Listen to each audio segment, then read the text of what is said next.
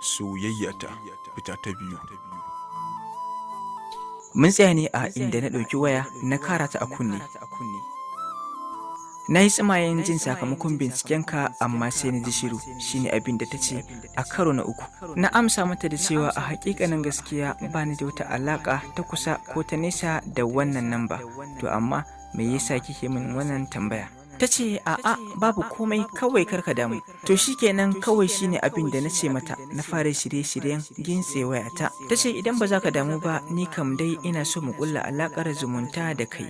Wace iri zumunta? Na ce mata. Ta ce ko gaisawa ne muna yi a waya idan dai har hakan ba zai zama takura a gare ka ba. Na ce to shikenan, babu damuwa, Allah kuma ya inganta zumuntar tamu, amma sai dai har yanzu ban san sunanki ba. Ta ɗanyi murmushi haɗe da ajiyar numfashi, inda daga bisani kuma ta ce, ni sunana Fatima amma kuma ana kirana da Zara. Daga gare ni dariya ce ta ɗan wakana kaɗan kafin na ce mata, ni kam dai sai dai in kira ki da Gimbiya Zara. Ta ce har na samu matsayin Gimbiya? Na ce ƙwarai kuwa, aikin cancanta. Na ƙara da cewa kuma zan so sanin garin da kike da zama. Karka damu, da sannu za ka san dukkan bayani na, in ji ta. Ta ƙara da cewa ni muna zaune ne a garin Abuja tare da iyayena. To da ke ina iya bambance Hausar mafi yawancin jihohin Arewa. Da wannan na gane fato ai Hausar da take min irin ta mutanen Katsinawan Dukko ce. Sai na ce mata to ai kuma na ji Hausar ki irin ta mutanen Katsina ce. Ta ce mini kwarai kuwa, domin ita ma a Katsina aka haife ta, a can kuma ta yi wayo. Illa daga baya aiki ya mai da babanta zuwa garin Abuja.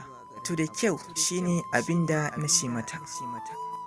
Ta ɗanyi ajiyar numfashi sannan ta ce, amma ni har yanzu ban ji sunanka ba. Na ce kwantar da hankalinki, sunana sauƙi ne da shi tamkar toka a tukubar mai tsire. Da fari sunana Yusuf kuma ina zaune ne a garin Kano. A iya sani na duk mai suna Yusuf akan same shi da wasu abubuwa guda biyu.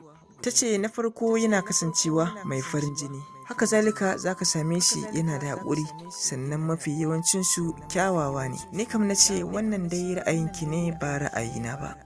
Hakanan dai fira ta ɓarke a tsakaninmu, inda sai da muka ɗauki tsawon lokaci muna ta zabga waya, inda daga bisani dai muka yi sallama na gintse wayata a yayin da zuciyata cike take da sake-sake akan wannan al'amari. Ni kaina ban yi zaton zanzagi haka ne ta zabga surutu ba, kamar an jona min batir, domin kuwa hakan baya ɗaya daga cikin ɗabi'ata.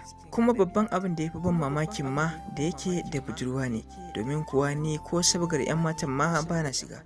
Nan dai bayan na gama 'yan saƙe-saƙe na tashi na cancare na san inda dare ya yi min. To tun daga wannan lokaci sai ya zamo a kullum mukan yi waya fiye da sau ɗaya. To amma abin da ya fi bani mamaki da ita shine mafi yawancin wayoyin da muke yi ita ce take kirana. Domin kuwa ko sau ɗaya ni kan ban taɓa kiranta ba, kuma ban ɗauki hakan a matsayin wani abu ba. Dan ni a tunanina da kiran da rashin kiran duk ɗaya, babu wani abu da zai dame ni. Haka dai muka share kusan mako biyu, kiɗa na ƙara gudu, rawa na kuma canzawa. Kwatsam wata rana sai aka ta matsalar hanyar sadarwa, ma'ana network ya ɗauke har tsawon kwana biyu.